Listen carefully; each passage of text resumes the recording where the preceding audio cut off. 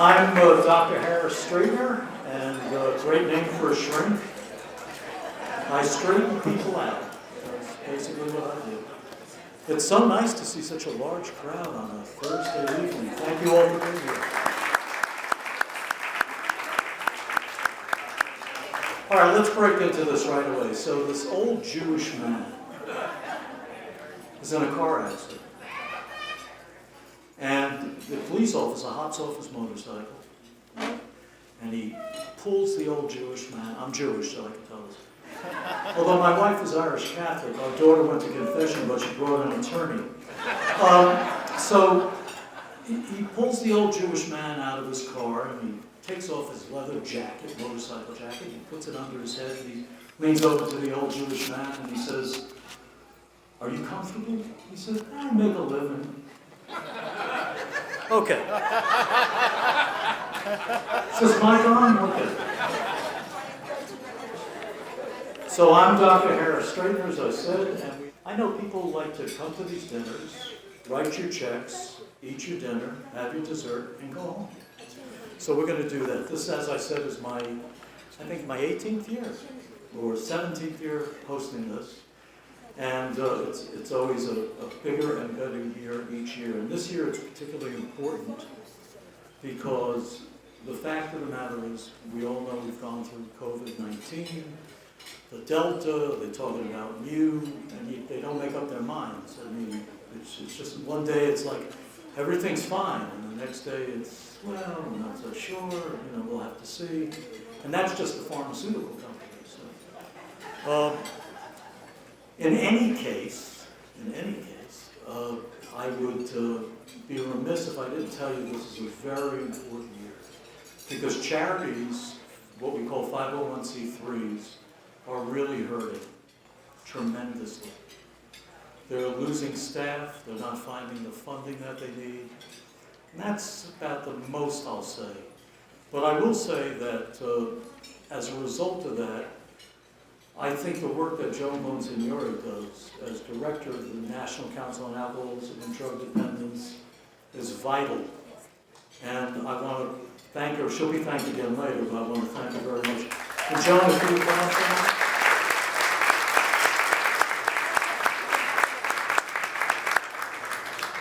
So, I've been on this council for so many years, and this is not a grandstand play. It's a play to try to make all of you generous during the auction. So as you know, this event would not take place if it wasn't for all of you. And this lady has really made the NCADD of Westchester happen and continue to happen year after year. And on that note, my wife and my daughter, Straightener and Associates, wants to present Joan with a check for $25,000. It's not for me. Is it for me? Whoa! Harris, I don't know how to thank you, and Lynn and Alex. I did do a little bit of marketing, which you didn't. Absolutely. I even told them you can use a payment plan. I gave them all sorts of ways of donating. I really had a good time with Harris, because that's my son. You know that he calls me his mother. But Harris, I don't know how to thank you, except he's starting to look as old as I am, wouldn't you say? Nice. Thank you so, so much, because this, come over here, this makes a world of difference in helping to stabilize us at a time when we really are blessed to be here. We made it through the pandemic. We made it through a time that many agencies closed. But for the grace of God, lots of prayer, hard work, and people like yourselves here tonight, we are still here. And as I always say, I am Humpty Dumpty rebuilt 32 years ago when I got sober, and now he recycles me. I get recycled every so often, cancer, schmancer, the whole bit. And Brennan is here, one of my nurses from the wonderful cancer center up at White Plains. I'm blessed to have such an amazing group of people who I love and who give me enough love for me to know that there's a purpose and a reason to keep going. I thank you so much. And with that, I'd like to welcome you all I appreciate each and every one of you. A thank you is hardly sufficient. I wrote nothing down. If I forget anyone, I'm sorry. It's going to call right from here, from my heart and my head. First and foremost, I thank House, thank you, Monsignor. I've been talking so much, I have no voice. My family, my precious Charlie, my son Anthony, my daughter Joan is on her way, my sister Marion is here. We have good friends. I've got my nieces, my nephew Joseph, Terry, Joanne, Donna. I have dear friends, Rob, all of my friends and family, Jean Marie, who have been through so much with me, through bad and good. And those of you who are here celebrating this part of my life, how many years I don't know. I could be here till 100, I could be here till tomorrow. And I just feel so blessed that we're here together to celebrate, to believe. And I bought pillows 4 years ago for family members, believe, for Christmas. Believe, and when you believe in something, you'll get it. And I had to believe in those days that I would be okay, because I had a horrible diagnosis. And so far, a day at a time, I stay sober. God keeps me as healthy as a human being can be at 81 years of age, and I'm proud of my age. Parents tell me to lose it. No, I'm not going to lose it. You know why? Because people like Kitty Malloy used to run around in here at 89 and 90. And how about Monica, who'll be coming? She's my guardian angel. And the Janet Siegels. These are the people who have motivated me. Fran, people like you motivate me. Oh, Dr. Pace, all of my dear friends for years, who may be a year or 2 or 6 months older. I won't say how much older, it doesn't matter. But the fact is that I look up to my elders with admiration and inspiration. And that's what makes me get up in the morning and say, a new day, a new dawn has begun. And there are days I'd rather just put the pillow over my head with the covers and say, no. I have every ache and pain and the hell with it. But you know what? The more you move, the more you keep going. And some days are a struggle. But each day is a blessing because I'm here. And for that, I thank my God, and I am so blessed. I want to thank each and every one of you. I want to thank my staff in the office, Erica, Teresa, Stephanie, amazing. Where are they? Hope. My teachers, where's Dennis? I mean, there is a team of people that I can count on. Anyone, I don't want to miss anyone. I'm always afraid to say names. But there's a team that I can count on, that they count on me, but I count on them as well. And we know that together we can make a difference. Thank you for being here.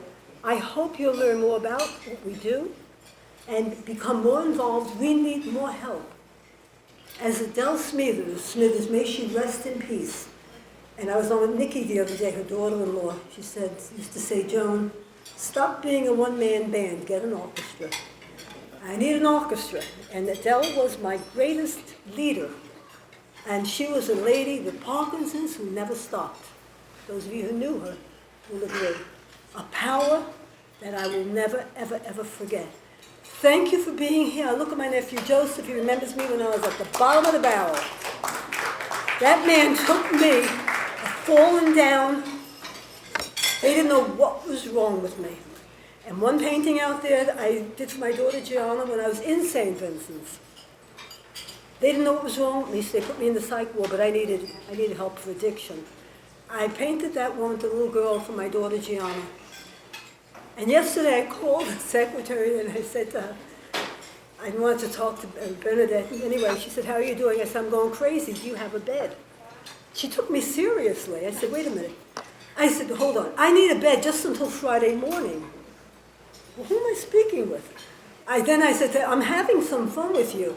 I said, I'm going crazy here. I'd like to disappear for like 36 hours and then show up for life. Thank you, everybody.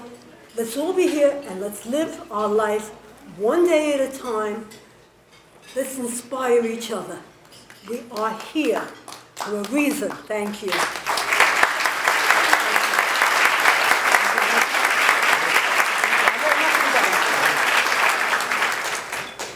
You know, Joan mentioned psychiatrists and psychologists, and I just wanted to tell you, one strange thing happened to me years ago. I was in my office, and at that time I was a senior VP with Caring Treatment Centers. And there was a knock on my office door, and a man was at the door, and there was a penguin sitting on the top of his head. Very strange. All the years, 44 years on the show. And I said, what can I do for you? And the bird said, how do I get this guy out from under my ass? Am I allowed to say that on Zoom?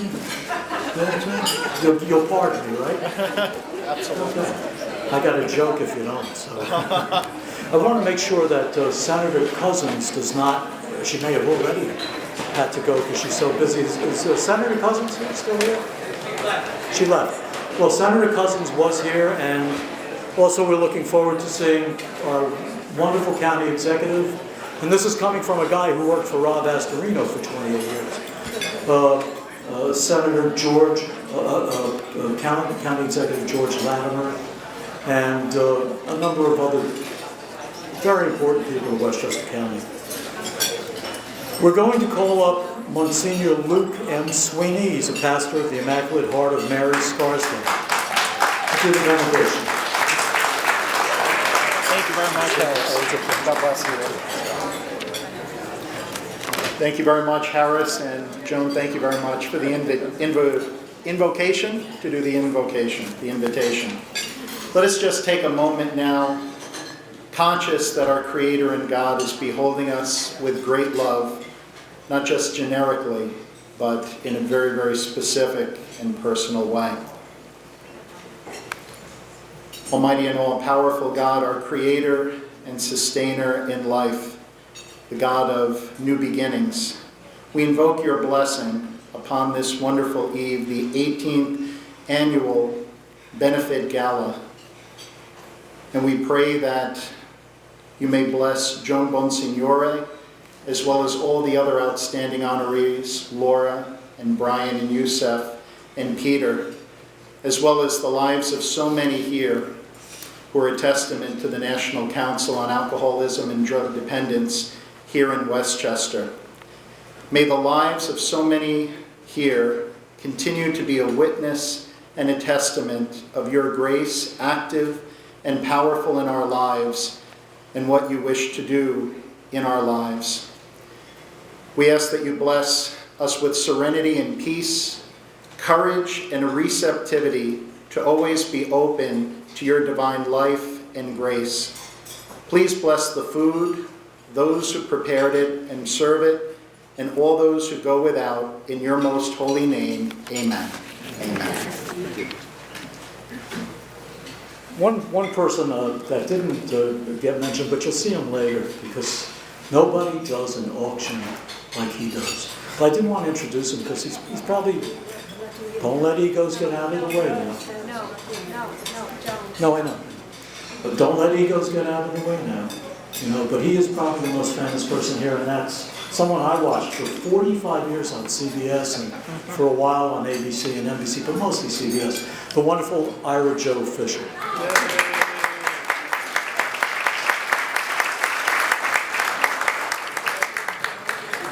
Let us introduce the president of the board of directors. And since she's not here, I am going to invite Joan back up just to say a few more words.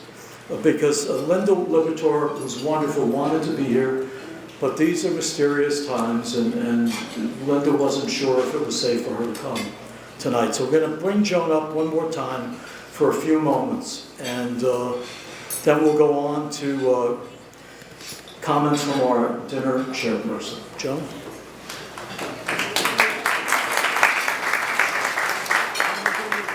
Just say a few words on behalf of Linda. Yes, poor Linda was so beside herself yesterday when she texted me. She's the head of development for St. John's Hospital, Doctor Development, Physician's Development at St. John's. And she was exposed, actually she was working with a physician for 2.5 hours on Tuesday. As he was, I believe, at the hospital, he got very ill, passed out. They brought him into the emergency room. He wound up in the hospital with COVID. So she was asked to go right home, and she's quarantining. So I think she's watching my virtual, I hope. Linda, if you're on, you're here in spirit, and we need your leadership. We need you as our president. And I know you're having a hard time being confined, but we keep in touch, and we'll see you very, very soon. And we're having a wonderful evening. Thank you. Okay, first we're going to start, this may come as a big surprise to people, but we're going to first start with Joan Bonsignori, who's getting the 2nd Annual Lifetime Achievement Honoree.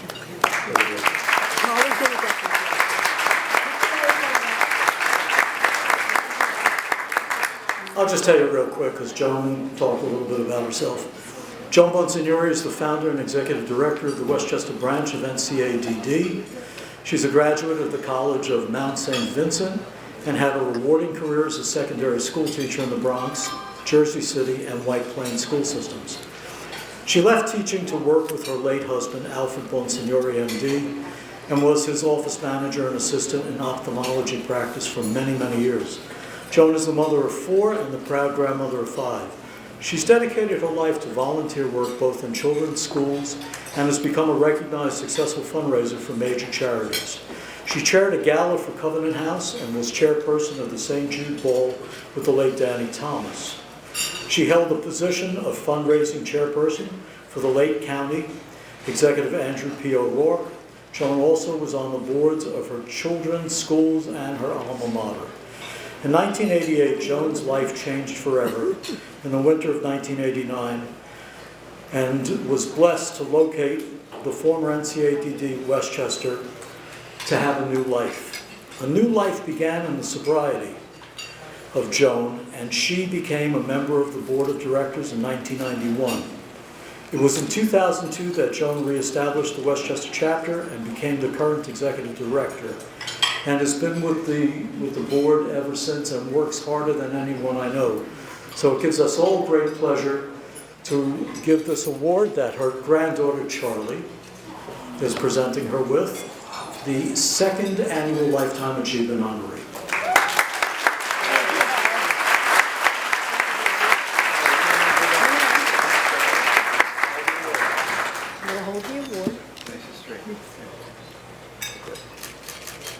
Harris, come on, let me get one with Harris as well.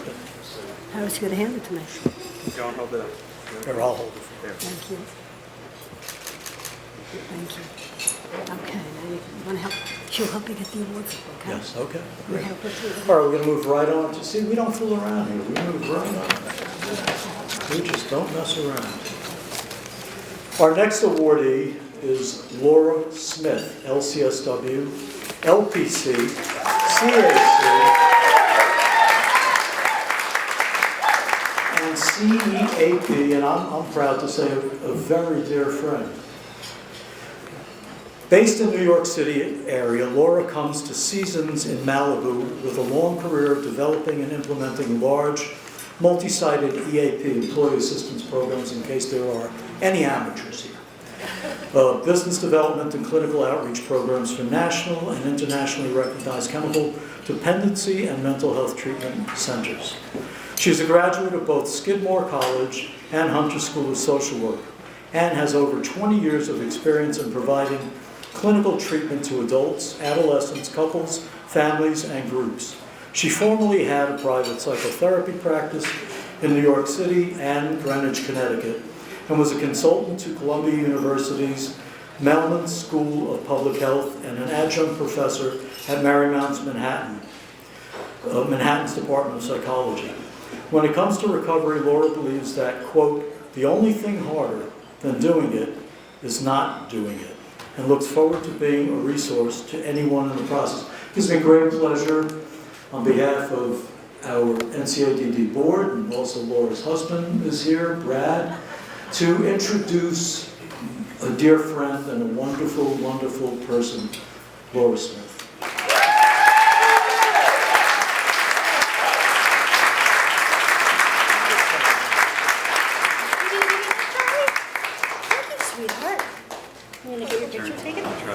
Come here, Charlie. You get in the picture too. Get those sneaks in there. There we go.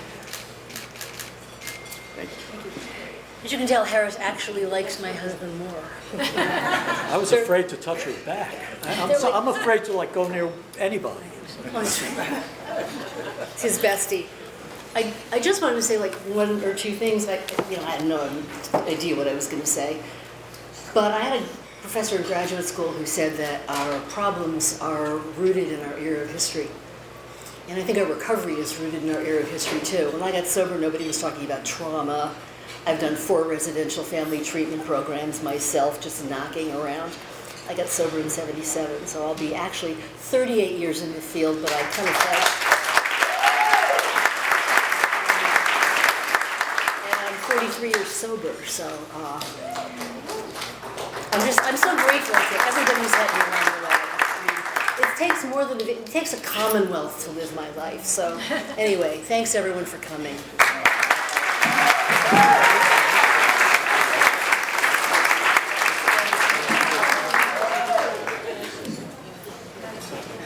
Women fall for me. Can you say that anymore? I guess you can't say stuff like that. I apologize. I don't know what you can say anymore. I just don't get it. I really don't. Our next awardee is going to be receiving the Humanitarian Award. And I know him for a long time since he's a little kid. Even though Joan made me out to be 90, I'm not, but I know him a long time. Brian Chasen is a partner and CFO of SOBA, New Jersey, which opened in 2014 as a revolutionary addiction treatment program and facility in New Brunswick, New Jersey. Brian maintains responsibility and pride in transforming SOBA, S-O-B-A, New Jersey into the top premier detox and addiction recovery center in the state, and is hands-on in running the operations of treatment facilities with almost 100 employees. One of his passions is spearheading community involvement, both locally in New Brunswick and as well as regionally throughout the tri-state area, and providing resources from SOBA, New Jersey, whether it's giving his time or company resources or to making beds available for detox and residential recovery, treatment free of charge through scholarship programs. His latest endeavors are expanding the SOBA New Jersey brand to new locations in the region.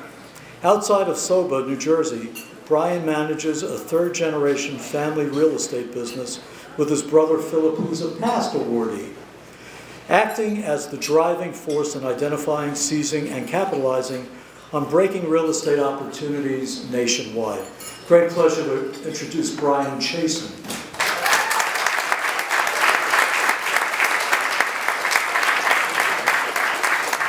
I should also mention that Senator Cousins has also given certificates and awards to all of our honorees. Thank you. You're gonna,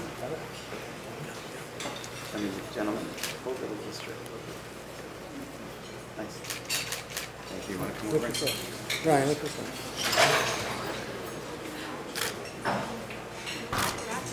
Thank you. Thank you.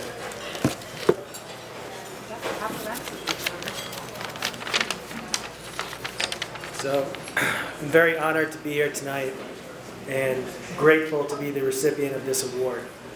To be considered for this award from the NCADD is a great privilege. I want to thank Joan for all the hard work she's done for the NCADD and the community. The NCADD's commitment to helping individuals and families to understand and overcome the powerful disease of substance abuse and addiction is crucial in our community. The educational programs the NCADD provides enlightens our community and serves as a powerful deterrent to addiction. I want to announce tonight that SOBA is opening a center in Westchester County. From this new center, SOBA will be making a significant contribution to the NCADD on a monthly basis. Our goal is to help the NCADD shoulder the weight of the financial burden of its operations. My role at SOBA allows me to give my time and company resources to making beds available for detox and residential treatment through our scholarship programs. My brother Philip and I have a saying: if we have a bed empty, we're not doing our job. We should have a scholarship in it. My brother also received this award a few years ago, and I think we might be the first brothers who received it, and that means a lot. One of the greatest blessings in my life is working with my brother Philip, growing soba, and helping people get their life back in order. I want to thank you, Joan and Dr. Straightner, for all of your help and guidance throughout the years, and I want to thank you all for coming out tonight. Without your continued support, we would never be able to put on events like these, so thank you. Let's have a round of applause for Joan and the NCADD. This is going to be a good year. Congratulations. Thank you. Appreciate it.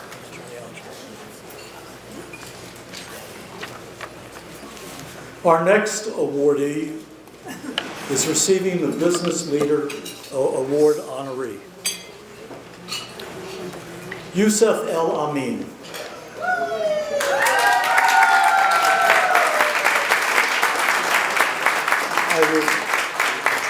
I will tell you very quickly as Yusuf makes his way to the stage that Yusuf Q. El Amin is the founder and executive chef, near and dear to my heart as you can tell, of a family business known as Chef El Amin, embarked on his culinary journey when a freezer storing hundreds of pounds of fish lost power. He was faced with an inventory of thawing fish. Try saying that 3 times fast. Thawing fish. And he's an amazing man. Yusuf decided to feed the community by hosting an old-fashioned Friday fish fry from the basement of his childhood home.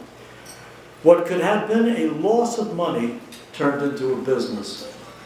The rest you can read, it goes on and on, but Yusuf is an amazing, amazing man. Please help me congratulate Yusuf.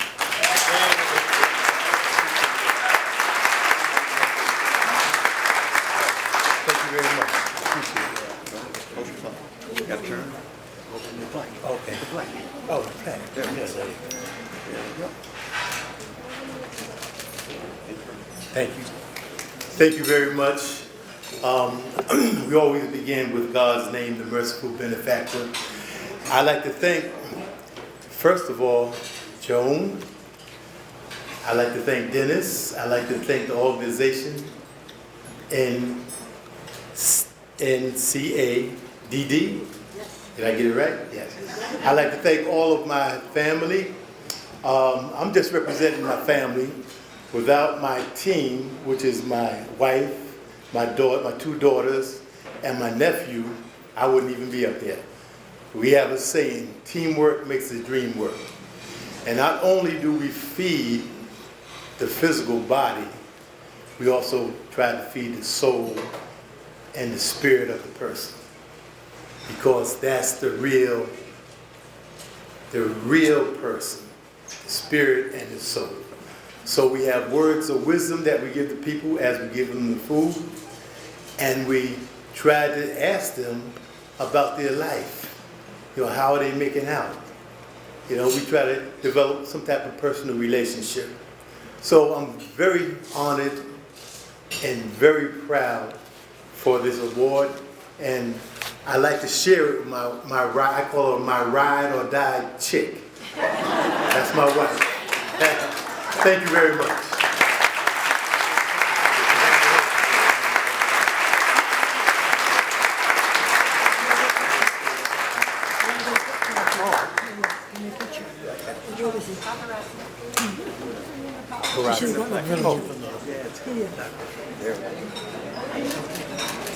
Thank you. Thank you, Yusuf.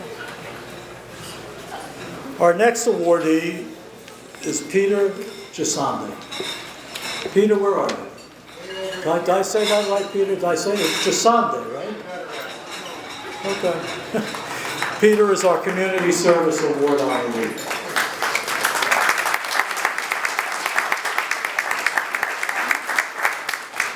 Peter's mother and father, both deceased, produced 5 beautiful children, and he is the middle child of the lot. His older brother, Anthony, 65, sister Grace, 63. His younger sister, Lisa, is deceased, unfortunately, at 54, and his younger brother, John, at 56. Peter's lived in White Plains, New York, the same city our father started and operated. a new construction, painting, and decorating business since 1952, which is still strong, with the third generation of Peter Gisande at the helm. It gives me great pleasure to introduce this man who does so much for the community, Peter Gisande.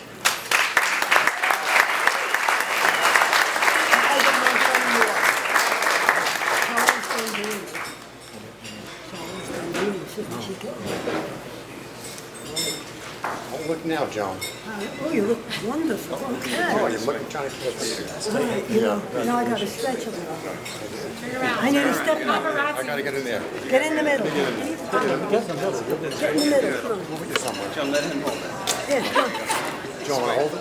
Yeah, you hold it. There we I go. know. You hold it. Oh, there we go. There we go, hon. Thank you. Sure. Okay. Go up. Oh. Let's see if I can get down lower to this. Okay, I'd like to, first of all, thank my Maker for another new day. Every morning I'm very grateful for that. He's given me the opportunity today to be of service to my family, both in my house and outside of the house in the community. And I'm very grateful for the opportunity that God has given me today. Absolutely powerful. All you need is a little bit of faith and a little bit of hope, and we can all get together with this disease that is so terrible. It's a horrific disease. Alcoholism and drug addiction destroys the soul of a person and the family that's with the person also. I'm hoping that most of you don't ever have to suffer what some of us go through, but if you do, we got some hope for you. So, love you all. Have a good night.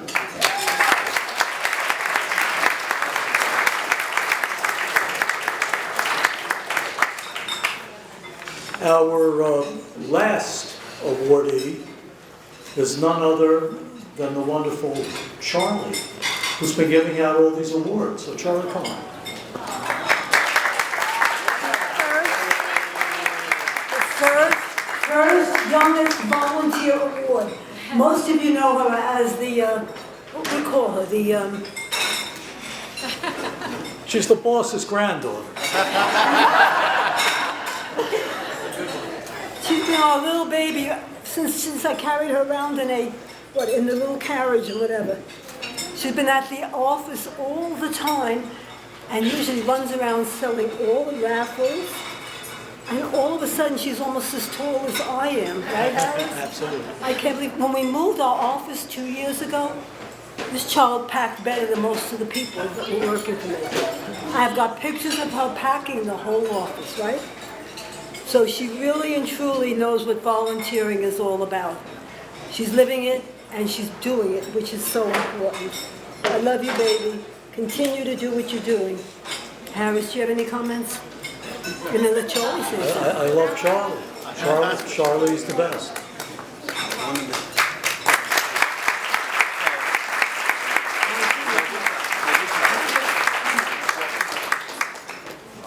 Congratulations.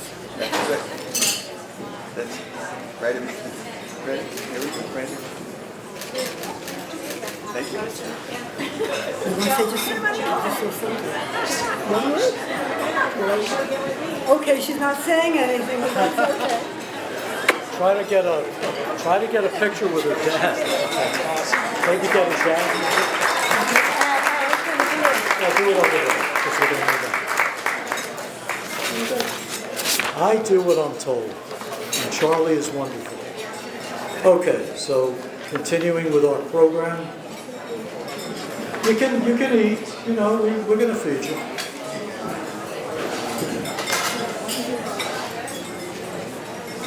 I want to get some comments from the dinner chairperson, Diane Melendez Dreyer, LMHC. She's also an advanced CASAC, credentialed alcoholism and substance abuse counselor, and clinical director of the Counseling Center with Natasha Silverbell, CARC, CCAR, Silverbell Coaching. Diane Melendez. There she is. I think there she is. Yeah. Are you? Okay.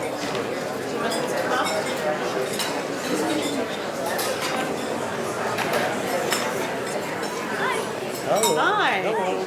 Long time no see. Long time no see. Want a picture? I didn't understand that, so Oh, yes, tower's yes, over. Thank you. I say for you. Hi, good evening, everyone. I'm Natasha Silverbell, and it's just so. Thank you. Good evening, everyone. I'm Diane Melendez-Dryer. I am so thrilled for all of you to be here and participate in this great gala of ours and being such a wonderful night for all of us here. Yeah, it's incredibly refreshing to see human connection and contact in person, and with telehealth and Zoom, I'm sure we're all unfortunately very familiar with it. It has expanded us to have more connections, but there's nothing for the replacement of in-person contact and connection and touch and just saying hello and having a nice dinner together. So I just want to say thank you to everyone who took the time to drive up to Westchester or come from Westchester to be present here and connect and be a part of such a legacy that Harris and Joan have created. So thank you. Thank you. Thank you.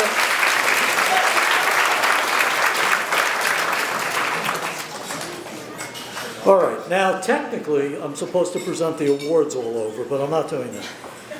So on that note, dinner is served. Enjoy your dinner. So we have a special presentation Joan does not know about, representing the Commissioner of the White Plains Police Department. Representing the Commissioner of the White Plains Police Department is his assistant, Buki Nizaj, and also Mr. Edward Robinson, who is a lieutenant with the White Plains Police Department, also representing the Commissioner, with a special presentation for Joan Bonsignore.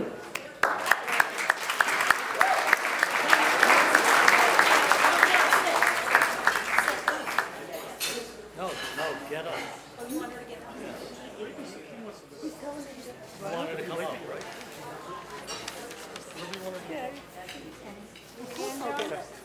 Good evening, everybody. Thank you very much for taking the time to listen to it. We're going to give the presentation for the flag. Thank you. We're going to make a brief. Good evening. My name is Buki, and this is Lieutenant Edward Robinson of the White Plains Police Department. And we are here on behalf of Commissioner David Chong, who unfortunately could not be here due to a previous engagement. He wanted to present this plaque to Joan Bonsignore for all of her hard work and in honor of her lifetime achievement and continued commitment and dedication to NCADD and the White Plains Police Department. And he also wishes his best wishes to all of you for a very happy and healthy holiday season. Thank you. Thank you all.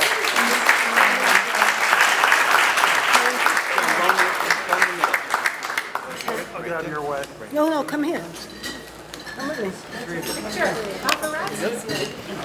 You hold it with me. Right at me, guys. You okay? I'm sorry. There we go. Thank you. Thanks for doing that. Thank you for your time. We greatly appreciate all the Thank support you you. provided to us. I just want to say, And he loves you. He the wanted me to Commissioner tell you and I, he loves you. I can't say enough about how much I love the Commissioner. And more people know he's struggling as well with his health. And I'm there for him, and vice versa, because he's also struggling, as you know, with cancer. He is the most amazing man. I've known him for about 20 years now. He's like a brother, a son, a gift in my life, and he was so upset he couldn't be here tonight.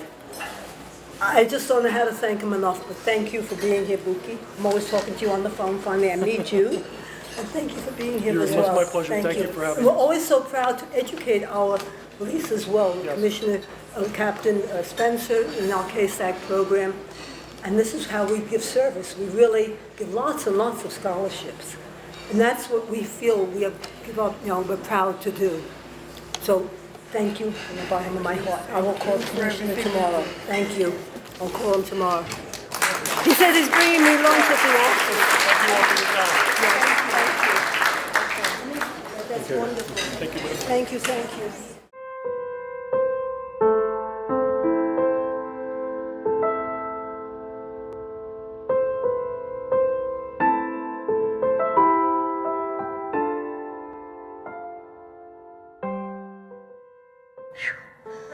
Okay. I've never did this before. I'll have 22 years, December the 24th of this year. I came to Joan in his shelter. My spirit was broken. And this lady came to me that I know and directed me to Joan. And this is something I wanted to do because people like me, that all of y'all in this room think y'all have not helped. Y'all have. Y'all have touched our lives. More so, I have 5 children and 6 grandchildren. And they've never been more proud of me. This program that you have is the best program in the world. I talk about it all the time. So now I'm out of the shelter. I'm transitioning to a different apartment. And I want to do this more than anything in the world. You have given me so much. My grandkids said to tell you they love you and thank you for helping their grandma.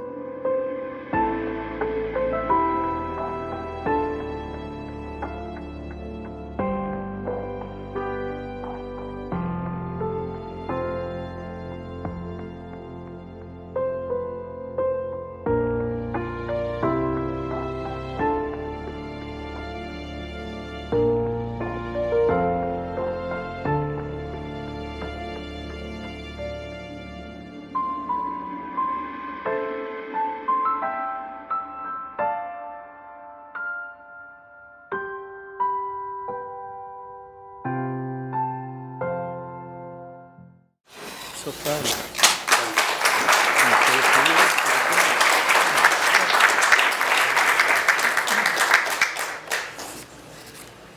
I'm here again. Thanks to Joan. I don't think no one in this room knows when y'all give to Joan, those people that come through that program that's trying to help somebody else, you have done something that you can never imagine. God is going to bless you because Joan is an angel. God put on this earth to help everyone. Joan, you are a true angel. And I tell everybody that. You are an angel walking. No matter what, you are that angel. And I thank God that you've been there for me when I was down. And you're still there for me when I call you. You always tell me I love you. You always have faith in me. Dennis, too. You know, I think I'm going to start crying because I'm emotional. Excuse me. But I want to thank everybody in here for donating to this school. And y'all need to understand when you're broken as an addict and you done lost your kids and you're doing things as a woman and a man that you don't want to do, but that addiction makes you do it, you will be surprised what you have done when they got someone in there that can help them, give them love that they never had before, that they did not have before. I think everybody in this room, y'all are all God sent, and Joan, you are a blessing. You are a blessing and you don't even know how much I love you so much. From the core of my soul, I love you, Joan. Thank you.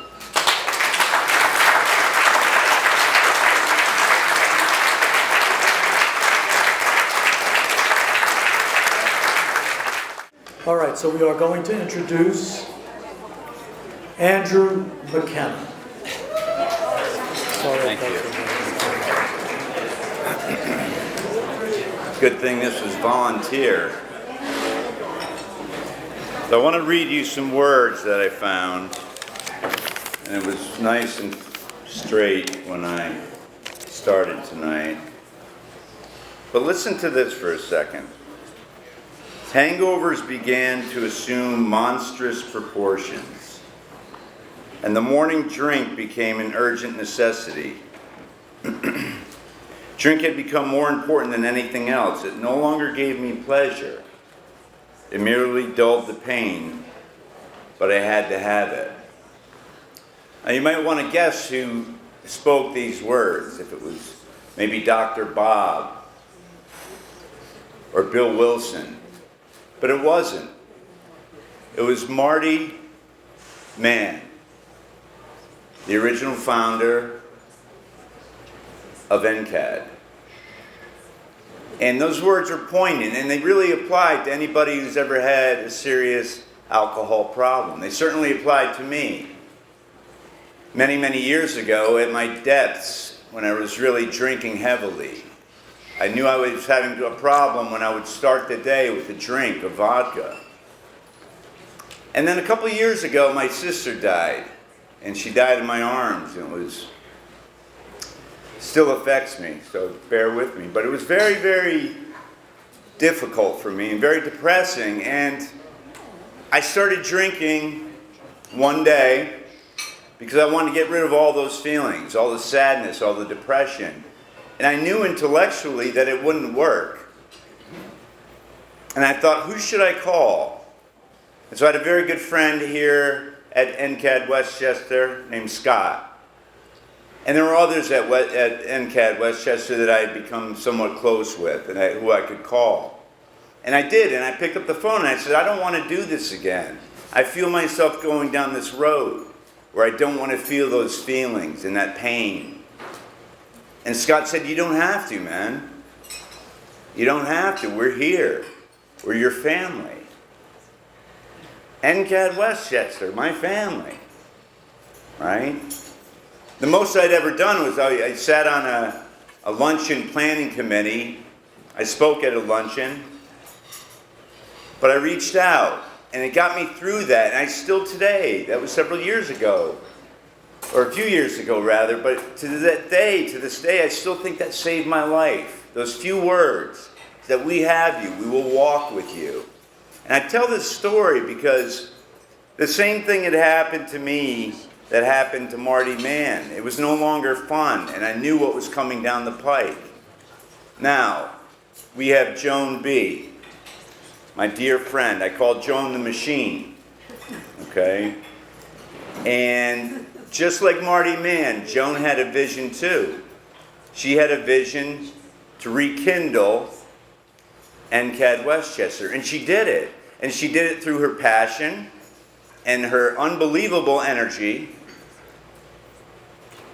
And she showed us that it could be done.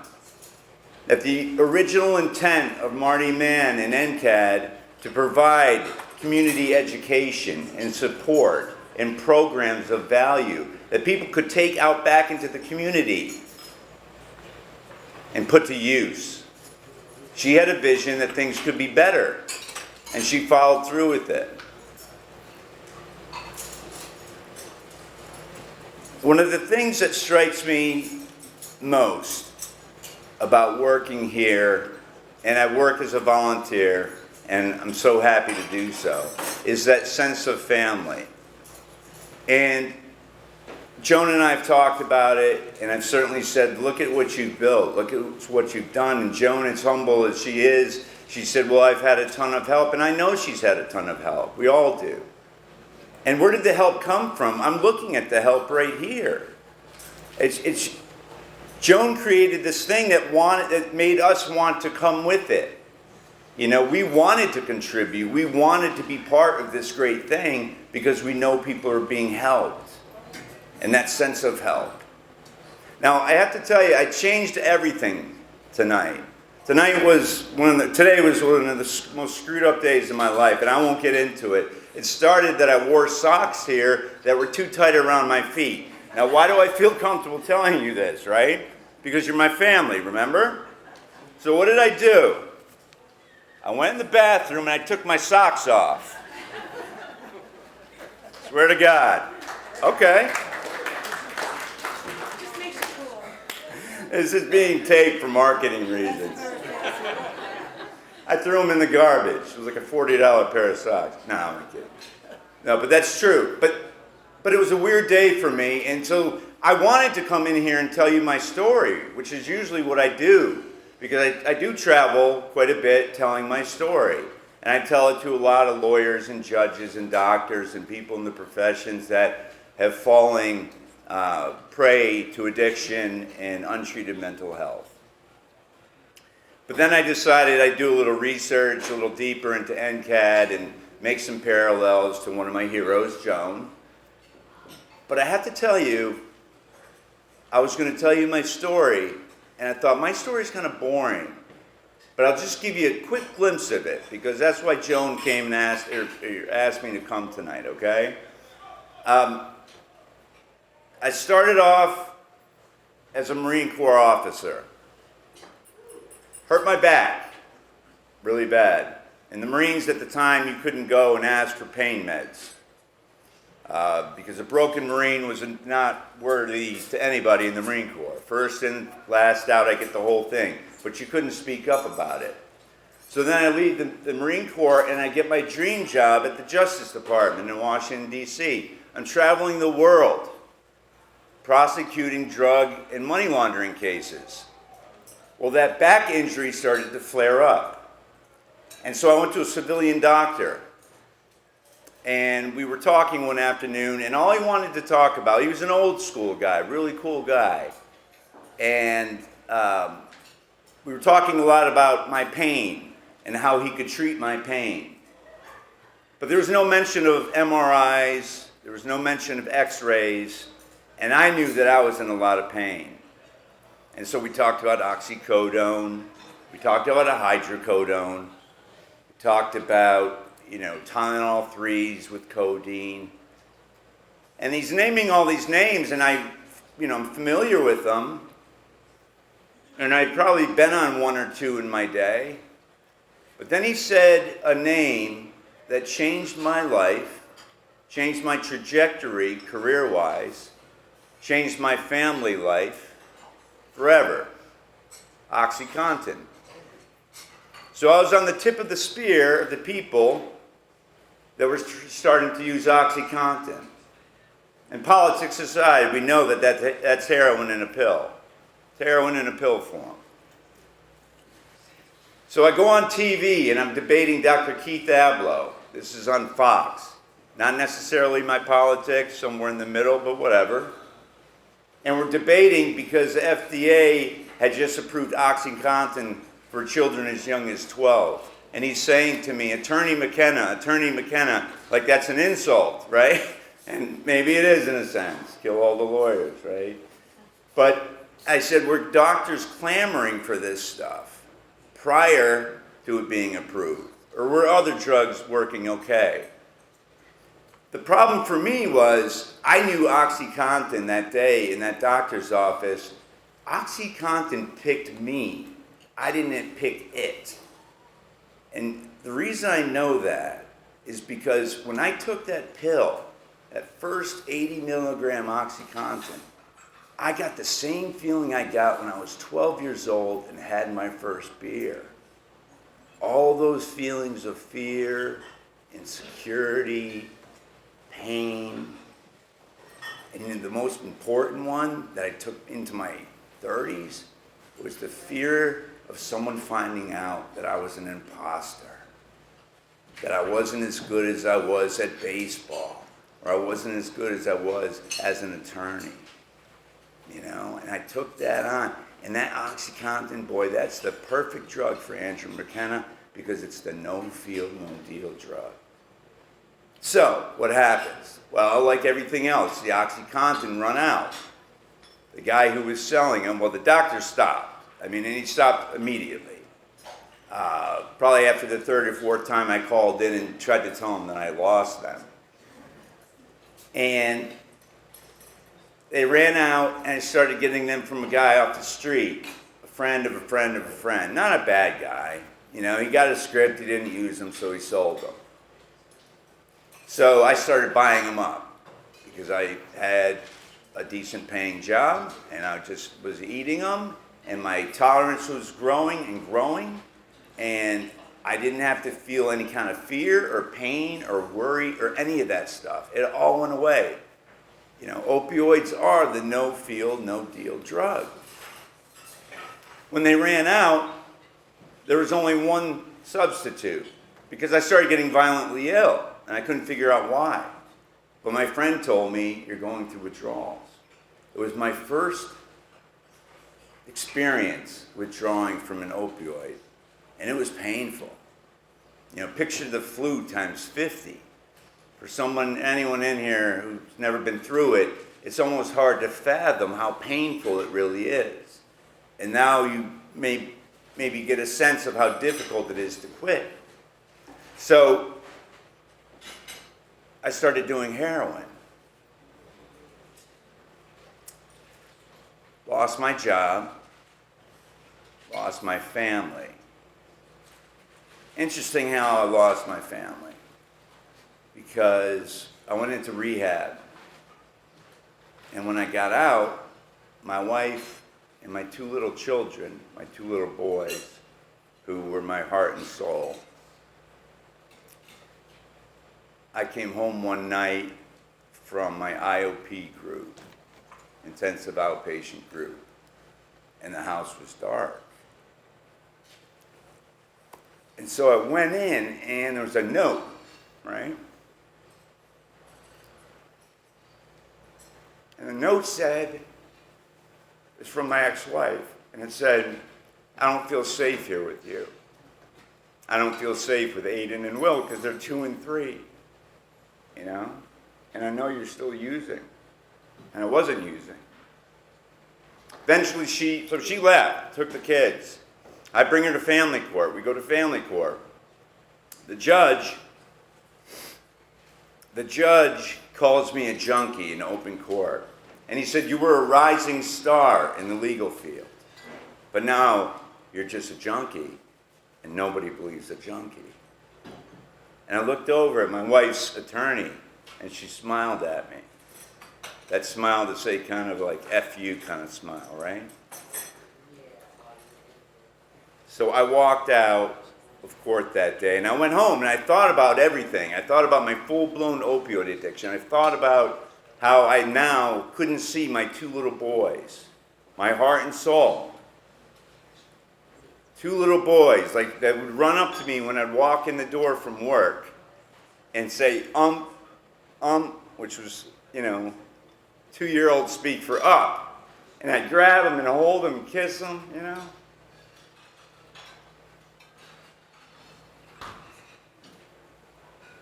And then I thought about how hard it was to quit because I knew this was happening in my life, right?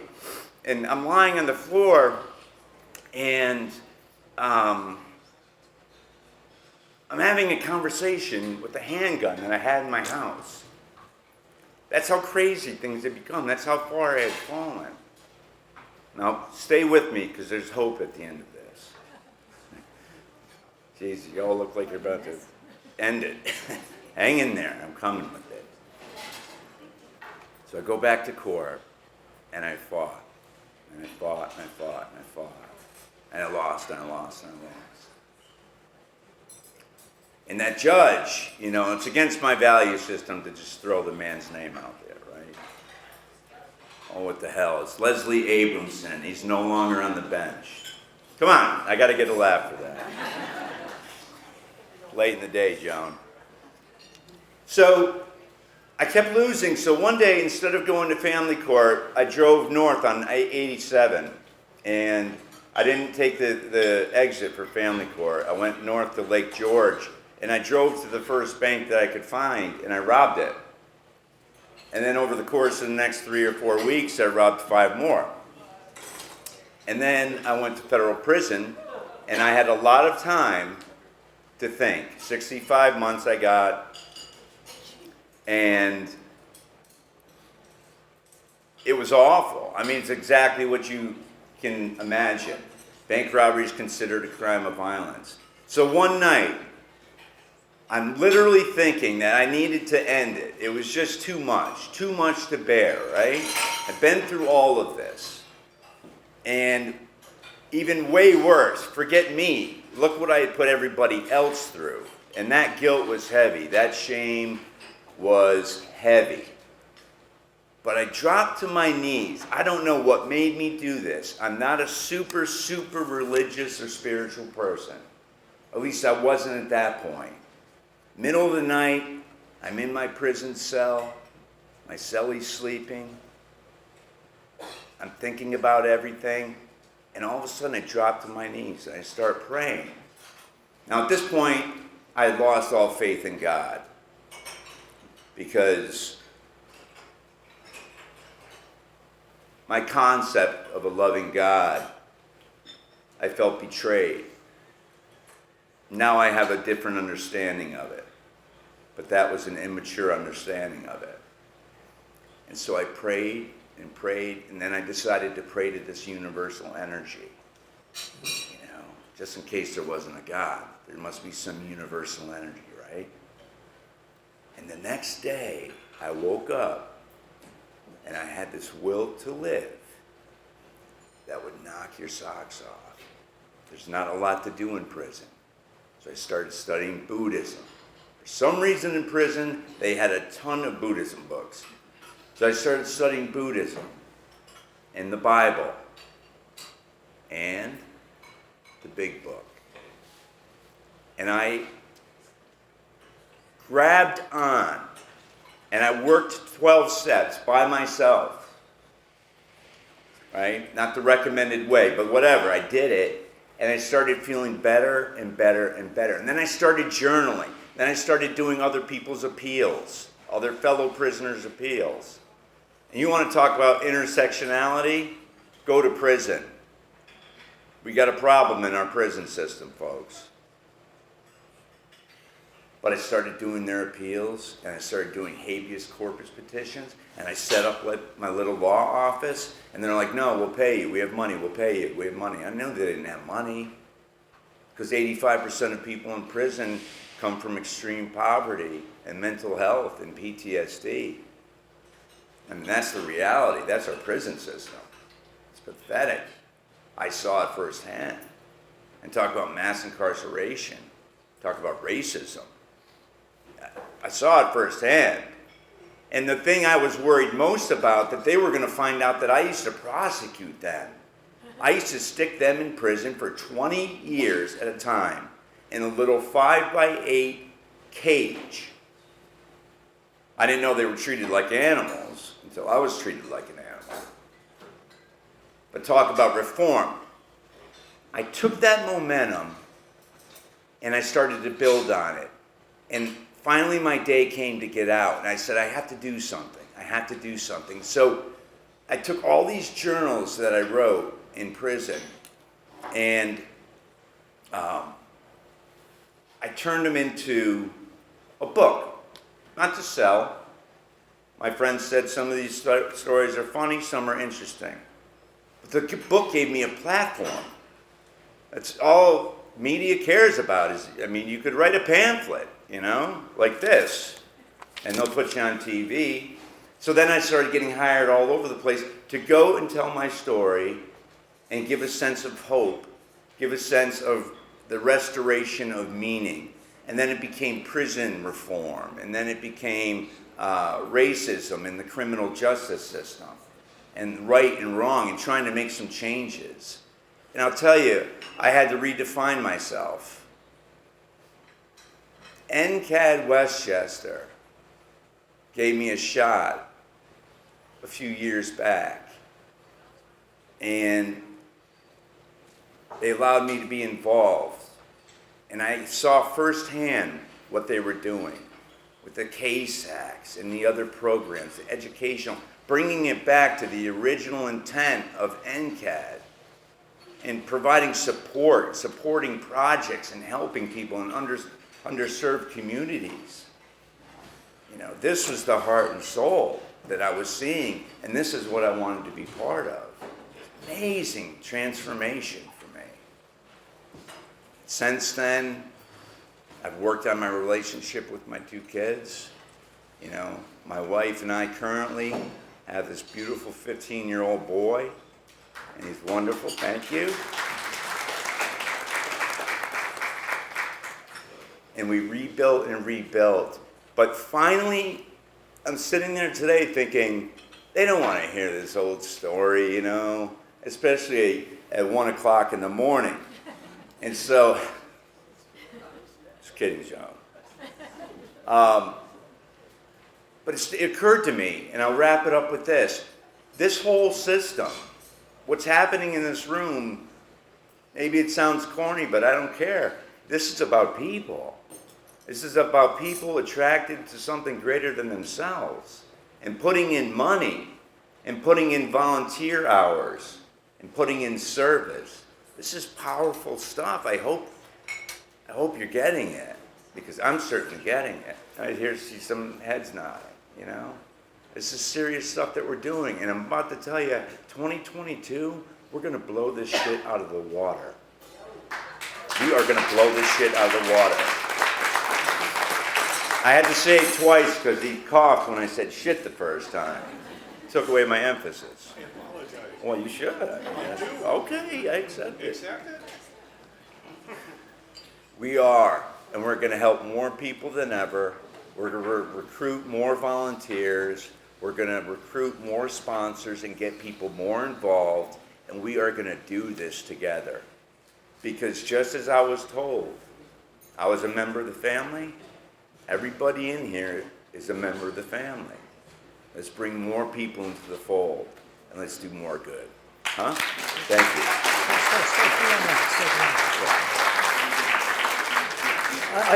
I can't help but be an analyst, and 44 years, hard to break the habit, but Andrew said that while he was in prison, and he got down on the ground and started to pray to God, and he felt like his life was renewed again, and it knocked his socks off.